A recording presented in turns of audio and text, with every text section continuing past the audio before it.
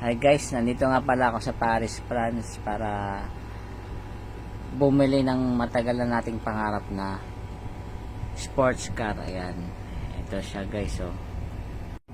Sa mga hindi nakakaalam, nakahanap nga pala tayo ng gold. Tapos yung gold na yun, binenta natin. Kaya yung napagbentahan, ibibili natin ng sports car. Punta na natin guys yung kung sang outlet ba yun. Outlet ba tawag doon pag bibili ng sasakyan. Sige na. Ayun, yun pala yung ginto. Diba, sabi ko sa inyo.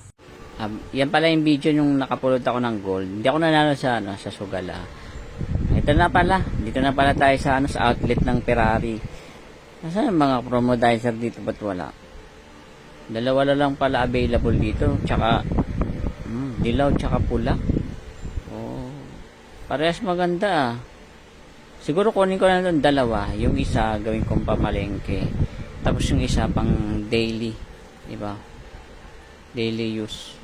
Tapos siguro pag naluma na, tapon ko na lang. No? Ganda talaga ng Ferrari. Pangarap ko lang to ngayon, natupad na eh.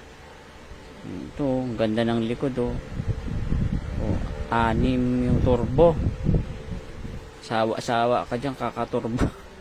Yung kilid niya, oh. Ang angas talaga nito. Hindi talaga makapaniwala makakabili ako nito. Ito yung totoo. Hindi yung magpapanggap ka lang nabibili ng sports car. Ito pala yung loob guys, oh. Kunin ko na to.